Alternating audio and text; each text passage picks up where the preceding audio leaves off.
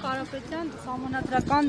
դատարանից կոնկրետ ինչ ակնկալիք ունեք, եթե հաշվի առնենք, որ պահանջը դե արդեն վիճարկում եք ընտրությունները, չէ՞, հետ է պահանջը։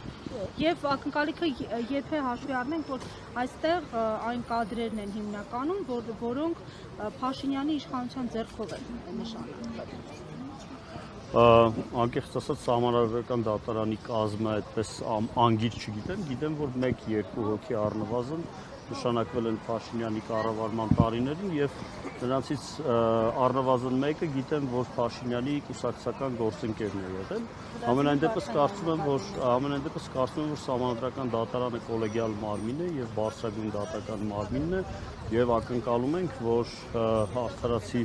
օրենքի տառին եւ ոգուն հատկապես համապատասխանող որոշում կկայացնի։ Մենք քիչ առաջ մուտք արեցինք մեր դիմումը, որը նույնպես պահանջում ենք ուրեմն չեղյալ համարել ընտրությունների արդյունքները, քանի որ մենք մեր կուսակցությունը հայտարարություն է տարածել, կարծում եմ ծանոթ եք դրան մի շարք դրվագներով ընտրության արդյունքների օրինականության հետ կապված մեզ մոտ խորը մտահոգություններ կան եւ կասկածներ կան դրա արդյունքում ձևավորված իշխանության լեգիտիմության վերաբերյալ։ Խոսքը վարչական ռեսուրսի համատարած կիրառման մասին է, խոսքը ուրեմն հանրային ռեսուրսների, այդ թվում նաեւ հանրային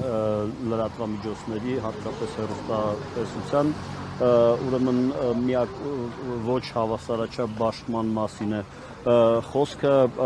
ընտրակաշառքների վերաբերյալ պարբերաբար եւ անընդհատ հնչող հայտարարություններն են, որոնք մեր կարծիքով պետք է կոնկրետ գնահատական ստանային, բայց կարծում ենք, որ ելի քաղաքականապես մոտիվացված գնահատական են ստացել եւ ի վերջո այո կենտրոնական ընտրական հանձնաժողովի կողմից հունիսի 14-ին կայացրած որոշումն այն մասին, որ այսինքն հրաժարվելը 3 հայտնի տեղամասերում ընտրության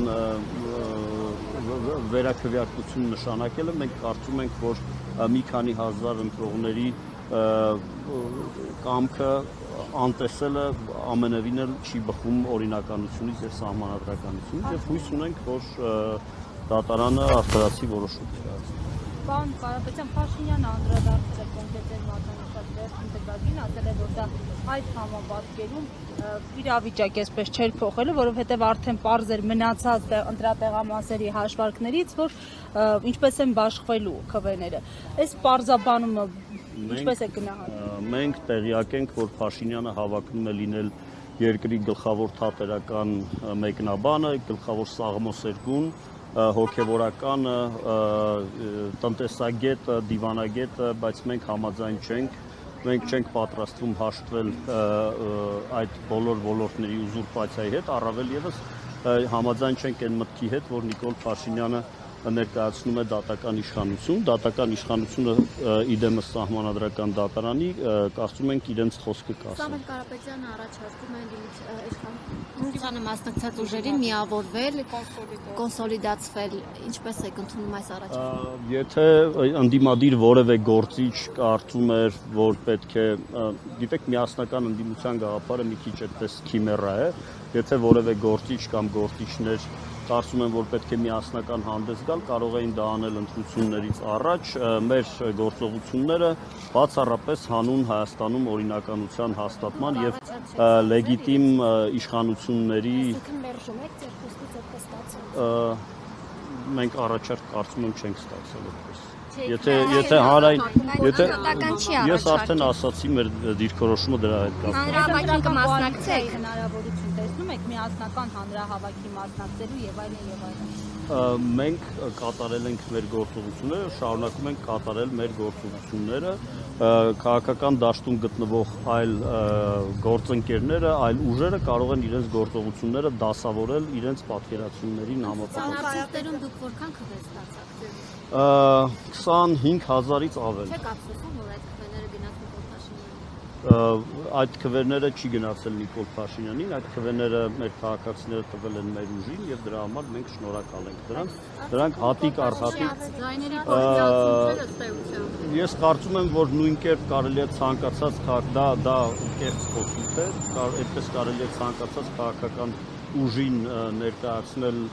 պրետենզիաներ, թե ինչու են մասնակցել, ինչու է, չգիտեմ, Ծառուկյանը մասնակցել, ինչու է Սամվել Կարապետյանը մասնակցել, ինչու է Քոչարյանը մասնակցել, չեն ափսոսում իրենք իրենց ձայները։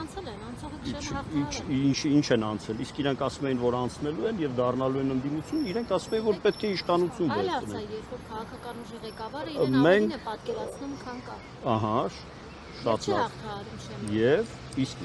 այն որ մարդիկ ասում են 60-70%-ով կամ չգիտեմ հայտարարություններ են անում եւ տակը տիտրեր են դնում, որ Հայաստանի ապագա վարչապետ, դրանից հետո դուք այդպիսի հարցեր տալիս եք, խնդրում եմ գնացեք այդ մարդկանց այդ նույն հարցերը տվեք։ Մենք մասնակցել ենք մեր ծրագրով, ներողություն, մենք մասնակցել ենք մեր ծրագրով եւ մեր պատկերացումներով, մենք մեր գաղափարներն ենք փորձել ներկայացնել հանրությանը եւ ստացել ենք այնքան ձայն, որքան որ ստացել ենք եւ դրա համար շնորհակալ ենք։ Պարոն Կարապետյան, դուք Եվ վստահաբար, եթե գտնենք, որ նպատակը հարմար կլինի հաջորդ ընտրական process-երին մասնակցել, կմասնակցենք հաշվի չառնելով այն բուլինգը, որը դուք փորձում եք անել։ Իսկ միգուցե այլ ուժերի հետ միավորվեք, նույն մասնակցեք, հաշվառումը, որը անցողիկ շեմը չեք հաղթահարում։ Եթե այլ ուժերի հետ միավորվելու նպատակահարմարություն լինի, նաև կքննարկենք այդ հարցը։ Համենայն դեպս մենք մասնակցել ենք այնպես, ինչպես մասնակցել ենք, եւ արդեն ապագա կամ եթե վերաքվեարկություն կնշանակվի Սահմանադրական դատարանի որոշման արդյունքում, մեր գործողությունների մասին հանրությանը կտեղեկացվի։ Պարոն Կարապետյան, Ասում եթե չէ, ինչ է։ Ինչ է եթե չէ։ Եթե Սահմանադրական դատարանը չի բավարարում ձեր պահանջը, Գիտեք, եկեք խնդիրները լուծենք ըստ դրանց առաջանալու հաջորդականության։ Հիմա կսպասենք Սահմանադրական դատարանի որոշմանը, հետո արդեն որոշում կկայացնենք։ Պարոն Կարապետյան, ձեր ակնկալիքը ո՞րն է Սահմանադրական դատարանի։ Դուք կարծում եք, որ այս ընտրությունների արդյունքներով, համենայն դեպս պաշտոնական արդյունքներով չհաղթահարելով շեմը, խորհրդան մտնելու շեմը,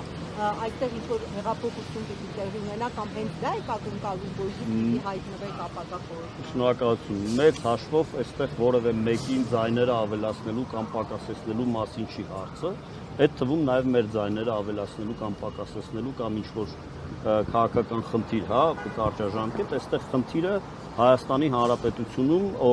իշխանությունների ձևավորման օրինականությանն է վերաբերում։ Մենք գոյություն ունեցող փաստերի համադրմամբ ունենք հիմնավոր կասկածներ,